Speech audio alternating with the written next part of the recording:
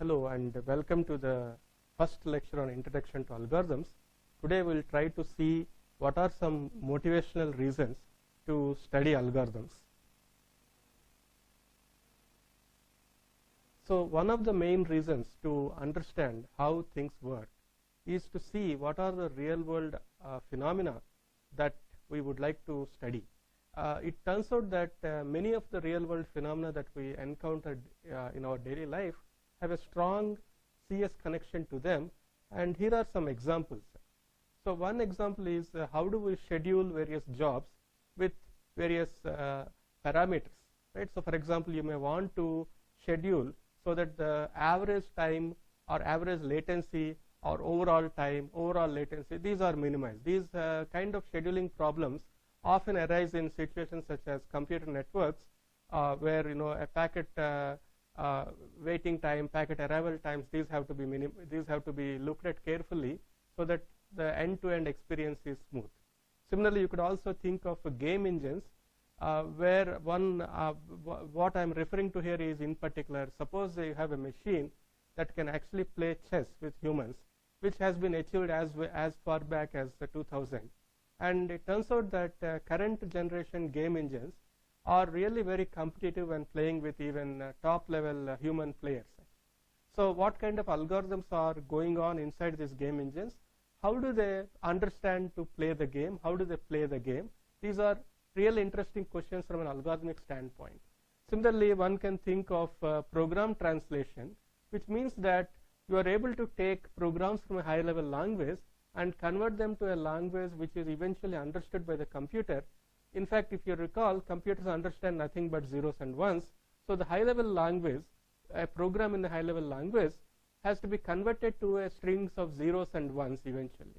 Not only that, modern compilers can actually introduce several optimizations which a human eye could have easily overlooked, and these could mean a order of magnitude performance in some cases. So what kind of algorithms are really playing behind in these compilers that can not only translate from one language to the machine language, but also introduce various optimizations that improve the performance.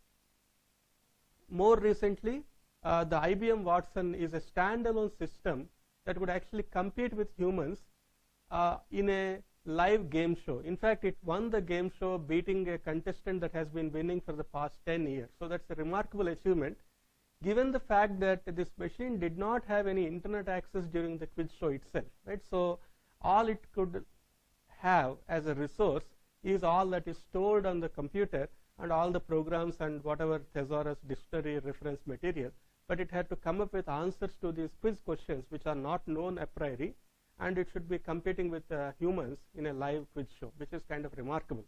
Okay. Anyway, so what is our interest in all of these examples?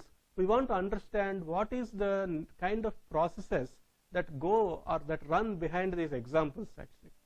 Similarly, how do we design and analyze such solutions? What kind of techniques are required? What kind of building blocks are required to create these solutions? Also, importantly, once we understand piecemeal solutions, we should be able to generalize and ask, are there common methodologies that kind of bind these solutions together? Or given a particular nature of problem, how do we realize that, okay, this particular methodology might apply here to come up with a good solution? In fact, more deeper CS question always has been, can we do any better or can we not do any better, right? So can we argue that no better solutions exist, right, in any sense, right? And in a similar spirit, we could also want to understand things like, are there similar problems with respect to their difficulty to solve?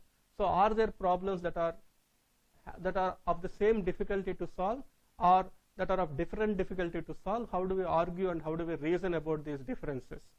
Similarly, at a very, very abstract level, are there limits to what computers can do, right? So for example, can they solve every problem that we face today, or are there natural limitations that stop them from solving problems that are possibly solvable by human brains but not by computers? So how do we argue that such problems may exist or may not exist? So what do we know about that? So these are some early thoughts that we should be trying to figure out during the course of this lecture, right? In fact, along with solution methodologies, we would also try to understand what are some common analysis techniques that bind these solutions, how do we understand the correctness and optimality of these solutions, and so forth. So the course will tentatively is divided into several paradigms, or study of several paradigms, right? We'll start with paradigms such as divide and conquer paradigm, where the solution is composed as solution to smaller problems, right? So that is a natural way of driving solutions.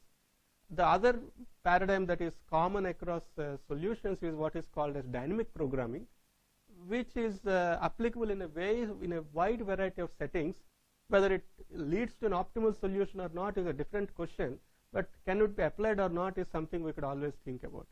In fact, the other more commonly applicable model is the greedy algorithm design, where you are kind of trying to understand if there is a common